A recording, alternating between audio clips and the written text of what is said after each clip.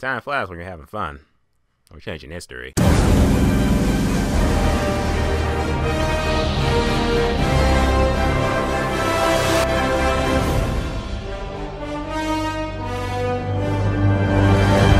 Project Almanac. Project Almanac, the new time-traveling found footage movie that just came out in January, and I gotta say that this is hands down probably my most favorite January movie I've seen like ever. Let's face it, guys, January movies are usually shit. They're usually shit. That's what January movies are. Alright, not this one. This one was actually a really refreshing, like, good movie that just happens to come out in January and it happens to deal with time travel, and that's usually a good combination. Time traveling movies or time traveling done plenty of times before, but I gotta say that this feels like a new, fresh, realistic take on that, and that ain't bad. It made for a really good movie. I enjoyed the living shit out of this movie, more so than I thought I would, because I went into this movie like, it's a time traveling movie, that's all I know about it, and that's that. Looking into the pros and cons, well, I think that you need to go see Project Almanac. Comes out this weekend, you need to go check it out, and here's why. Fourth thing I will let you know about the movie had to deal with the camera work, and this movie is a found footage style movie, not like found footage like they discovered it, but it's in that found footage genre, you know, because the whole movie's being shot through a camera and everything, like, you know, a moving camera and everything like that, but it doesn't go out full productivity, like, where it's like, you don't know what's happening and shit. All framed up really well, so you could tell what was going on when shit was actually happening in the movie, and it didn't make it so damn confusing. But the camera work in the movie is actually really good. That's actually a plus for found footage. Probably the best found footage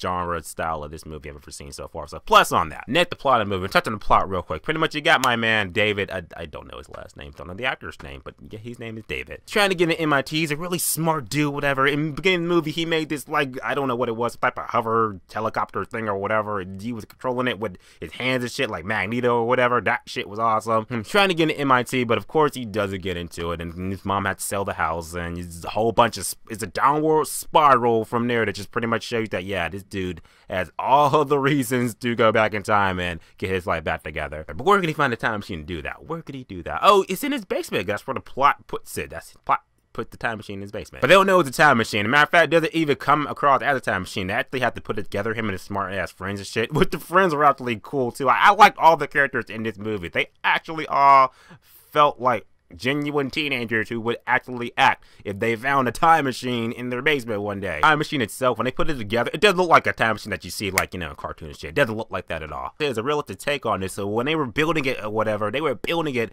it was not working. Like, they had to build it multiple times, keep upgrading it multiple times before they actually got it to work. But it's still good seeing the trial and error of the actual time machine, like, you know, actually work and everything, because it made it seem more realistic. Like, at one point in the movie I was watching, I was just like, is this thing really gonna work? I don't think it's gonna work. But then when it does work, it's like, okay, it worked. Yeah, well, we're time traveling now. I would be a little nervous time traveling like that because I don't want to, like, get my atoms scrambled and shit. Obviously they go back in time, they do their stuff or whatever, you know, and obviously when you go back in time and you change shit, come back to the future, that's when things are different. First half of the movie is more or less like found footage Project X style of shit, but it's still fun. And then the last half of the movie gets into like a thriller a little bit, like a really exciting like thriller. Like, it was actually really good. The acting in the movie was actually spot on. Like I said, I liked all the characters, the people who played the characters in this movie. They were actually really good. But there was one chick that I felt like she was only in the movie because the plot needed her to be in the movie, because there was a point in the movie where if she was not in it, then you just would have had 4 teens time traveling, and then that would have been that.